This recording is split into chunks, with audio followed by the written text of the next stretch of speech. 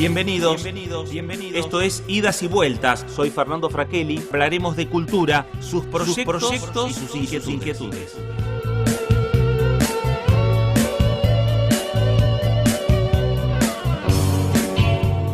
¿Cómo le va? Esto es Idas y Vueltas, por aquí por BCN Radio, la radio de la Biblioteca del Congreso de la Nación. Y como siempre vamos a repasar lo que es la agenda del espacio de la Biblioteca del Congreso. Vamos a estar analizando algunas y charlando también con algunas de las alternativas que se brindan vía Zoom en los diferentes días de la Biblioteca del Congreso. Y después, como segundo tema, nos vamos a ir a Barcelona con una experiencia muy particular que es música a ciegas. Nos quedan interrogantes que lo vamos a ir desarrollando y descubriendo a lo largo de la charla que vamos a tener en la jornada de hoy. Presentamos el programa y comenzamos con las entrevistas.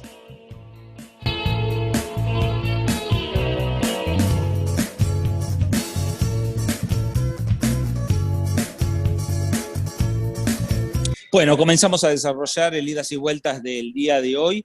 Vamos a hablar sobre la agenda del espacio de la Biblioteca del Congreso de la Nación. El próximo día jueves 2 a las 4 de la tarde en el ciclo de comunidades educativas se va a dar la charla Tecnología Libre para una educación inclusiva. La charla la va a estar dando el docente ingeniero Antonio Sacco. Antonio, ¿cómo le va? Gracias por estar con Idas y Vueltas. ¿Qué tal? Mucho gusto, ¿cómo está? Muy bien. Antonio, bueno, ¿cuáles son las expectativas? ¿Por dónde van a ir los lineamientos de la charla del jueves? La idea es tratar de acercar el concepto y herramientas concretas libres de tecnología, sobre todo programas informáticos, que los docentes cada vez necesitamos más, y con una mirada inclusiva, que esa tecnología que usemos, esos programas de computadora, y en algún caso también puede ser algún otro tipo de aparato o dispositivo, permitan que todas las personas puedan aprender, niños, jóvenes y adultos, incluyendo personas con discapacidad, pero además personas sin discapacidad, como te decía, haciendo hincapié en que esas tecnologías sean libres. Claro. Antonio, es el momento también donde es necesario para los que ya tenemos mayor edad, para aquellos que obviamente los más chicos nacieron con la tecnología, pero es importante siempre ir descubriendo, ¿no?, las nuevas herramientas que nos brinda y nos permite la tecnología. Sí, siempre, en mi caso, yo la materia o las materias que dicto están relacionadas con la tecnología y lo venimos usando hace mucho, pero cada vez más es necesario, y sobre todo, además, esta situación particular que estamos viviendo desde hace casi un año y medio, nos demostró que como mínimo tenemos que conocerlas para después cada uno poder elegir si las usamos o no y cuáles usamos. Pero lo peor que nos puede pasar es desconocerlas y entonces terminar usando lo que nos cae a la mano, o ni siquiera eso, y no tener herramientas como para tratar de enriquecer nuestras clases, posibilitarlas, aunque más no sea con un teléfono, con algún parlantecito o con lo que fuera que nos sirva en nuestras clases. Claro, porque en definitiva cuando comenzó la pandemia, muy pocos conocían lo que era la aplicación Zoom, ¿no? Y Sí, manejarse de esta manera. Zoom en Y hubo particular, que yo creo aprender. que sí. Sí, yo creo que en particular Zoom o Zoom y Meet y Jitsi, que Sí. son por ahí tres de las más utilizadas últimamente, creo que era una proporción muy, muy pequeña de los docentes, pero incluso aunque vayamos a cosas mucho más cercanas o que por ahí estaban más al alcance hace tiempo, el año pasado nos obligó un poco a la fuerza a tener que agarrar lo que tengamos a mano para tratar de sortear los obstáculos que se nos iban presentando, y los que ahí se veía bien clarito que el que estaba un poquito mejor preparado lo sufrió menos y en realidad pudo poner más esfuerzo en lo pedagógico y no tanto en aprender a usar herramientas. Pero bueno, esa es una necesidad que tenemos. Las herramientas las tenemos que conocer para después recién ver cómo las usamos. Claro. Antonio, y estar pensando en las nuevas tecnologías y estar pensando también en esto que hablamos de herramientas como Zoom o como Meet y demás. ¿Esto quiere decir que la pandemia trajo herramientas para quedarse más allá de este momento especial que vive el mundo? Yo supongo que sí, es lo que vengo leyendo y escuchando, pero no me arriesgaría demasiado a decir que todo esto se va a quedar, por lo menos no de la forma que lo usamos. y a su vez me parece que hay un riesgo y es que se genera una especie de efecto rebote y que hay gente que al haberlo tenido que utilizar obligado o obligadas, en cuanto se pueda no usarlo, corremos el riesgo de que se deje de usar porque a nosotros mismos nos pasa de estar podridos de ver los cuadraditos de Zoom. Entonces, si no quiero ver más Zoom en mi vida, en realidad si ponemos el foco en otro lado, podemos encontrar que Zoom u otro tipo de programas que los chicos puedan usar, no necesariamente para videoconferencias, pueden ser útiles y pueden ser aplicables, pero va a depender también de qué manera se las apropió el docente. Si fue, como decíamos, obligado, sin ganas o en realidad al contrario, más nunca alguna animaversión a esa herramienta, es muy probable que después no la quiera seguir usando. Yo vengo leyendo y escuchando que esto llegó para quedarse, etcétera, pero de todas maneras, en nuestro contexto no me arriesgaría a asegurarlo. Sí hay ámbitos, por ejemplo, en el universitario, está bastante más claro que hay un montón de herramientas que ya se usaban, pero que se empezaban a usar de manera mucho más intensiva a partir de la pandemia y que probablemente se van a seguir usando porque en ese nivel educativo está bastante claro que las ventajas o en todo caso los pros y los contras, poniendo los dos en la balanza, la inclinan un poco a seguir usando algunas de esas herramientas. Claro. Antonio, lo que se dio también a lo largo de estos tiempos de pandemia es que hubo que hacer un sobreesfuerzo el propio docente. Más allá del alumno, pero el propio docente tuvo que hacer un sobreesfuerzo en algunos casos para aprender, en otros casos para empezar a desarrollar aquello que había aprendido, pero que no lo utilizaba. Sí, sí, bueno, en el año pasado, y este continuó, pero el año pasado fue mucho más, porque en 2020, en 2021, perdón, muchos pudimos reutilizar parte de lo que habíamos hecho en el 2020, pero definitivamente generó un trabajo extra, incluso fuera muy, muy por encima de lo que sería deseable, creo que en todos nosotros, cualquier docente que haya seguido, que haya querido mantener cierto nivel en sus clases, etcétera, seguro que trabajó muchísimo más, el doble, el triple o lo que sea de lo que era antes, pero aparte porque esto en realidad es una cosa no solamente imprevista, sino totalmente fuera de lo normal y que nos obligó a hacer cosas que uno en otro contexto diría que están contraindicadas. Cuando uno planea la educación en línea, por ejemplo, que es a lo que se pasó en muchos casos, cuando la conectividad de los alumnos y de los profesores lo permitió, por ejemplo, cuando uno estudia educación en línea, sabe que eso lleva mucho tiempo de planificación y de diseño pedagógico y luego de los materiales que no se puede hacer de un día para el otro. Y el año pasado hubo que hacerlo de una semana para la otra. Entonces, definitivamente, el trabajo fue muy, muy importante. Lo bueno de eso por ahí es tratar de capitalizarlo y aprovecharlo, reutilizar lo que se pueda, ir mejorando lo otro, pero sin que haya sido solamente trabajo para el 2020, por ejemplo. Claro. Antonio, ¿y el alumno aprendió en estos momentos de virtualidad? O bueno, hay cosas que sabremos más adelante, ¿no? Pero en primera instancia, para ustedes, ¿qué es lo que percibieron? Y yo creo que depende mucho del ámbito en el que estemos hablando, del nivel educativo y de la escuela en particular dentro de un nivel educativo. Me parece que, y creo yo, pero solamente por ver y leer alrededor, porque en mis clases yo tengo una visión y hay contextos muy diferentes. Me parece que hubo alumnos con mayores posibilidades tanto tecnológicas, de acceso a dispositivos, a conexión, etcétera, como de apoyo de la familia o de poder estar en un ambiente que promueva sentarse, leer, ver videos, etcétera, que tal vez no hayan aprendido o lo mismo, o seguro que no de la misma forma que en presencialidad, por supuesto, pero les sirvió mucho. Y hay otros que realmente hicieron lo que pudieron, y lo mismo los docentes. Hay docentes que han hecho Claro. lo que pudieron, y por lo tanto me imagino que los resultados son muy diferentes. A su vez, las formas de evaluar son muy diferentes cuando no hay una presencialidad o cuando no hay una presencialidad completa. Así que, como vos decías, probablemente el tiempo nos va a dar datos mucho más precisos de cuánto se aprendió o se dejó de aprender, pero definitivamente debe ser muy heterogéneo el resultado. En esta charla que vas a dar de tecnología libre para una educación inclusiva, ¿va a haber interacción entre el profesor y el alumno? decís, nosotros, entre los que estén escuchando, Sí, y nosotros, por lo que comentan los organizadores, es siempre a través de las redes sociales.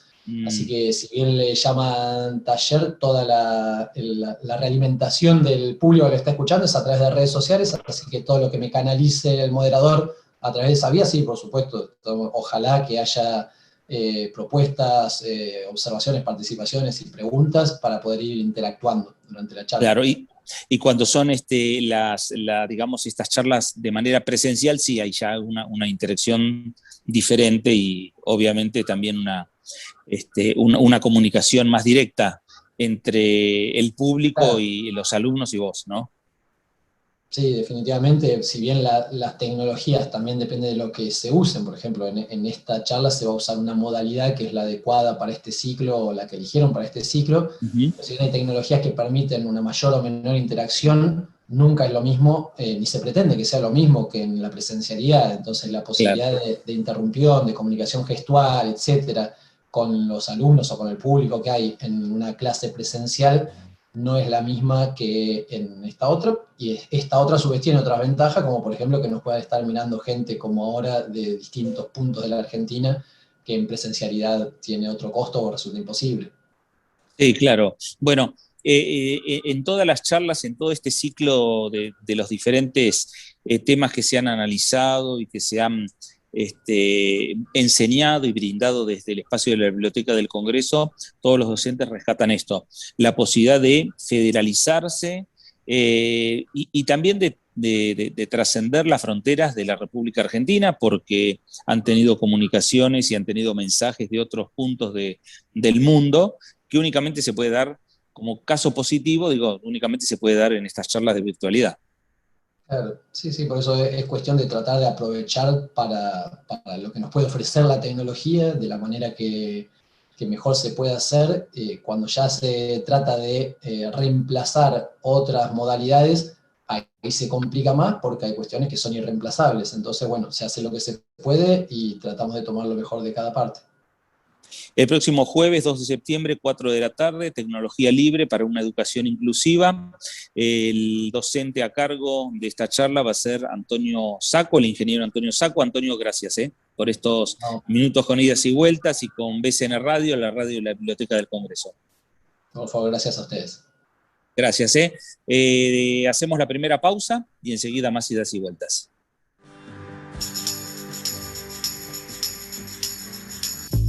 BCN Radio, la radio de la Biblioteca del Congreso de la Nación.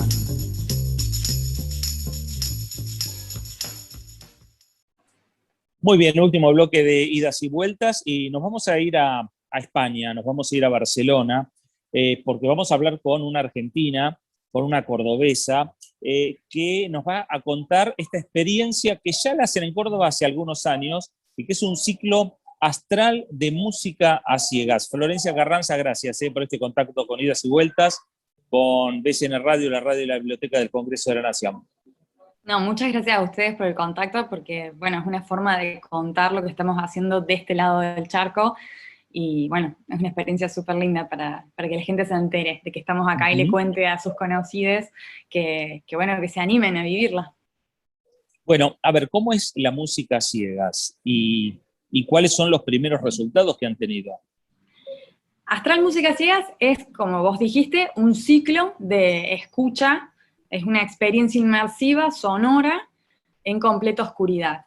La particularidad de esto es que al quitar al anular el sentido de la vista, digamos, el sentido de la escucha se expande y podemos apreciar mucho mejor detalles que las obras musicales nos costaría un poco más apreciar, ¿no? Entrar como realmente en el mundo sonoro que propone la banda.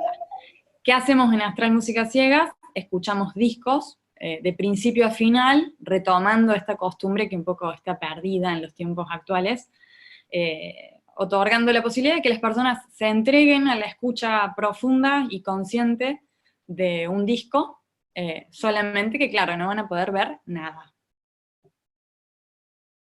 Bueno, es una experiencia interesante que seguramente en un primer momento, en una primera experiencia, genera un golpe de efecto muy fuerte en ese oyente, ¿no? Porque empieza también, uno después seguramente se va a ir acostumbrando, pero empieza como a resurgir los otros sentidos más allá del auditivo. Totalmente. Por eso lo convierte en una experiencia muy interesante, porque justamente la gente tiene como esos minutos de transición entre lo que están acostumbrados siempre a usar la vista y ver y tener esa confianza que nos dan el uso de los sentidos, y de golpe Claro. no ver nada.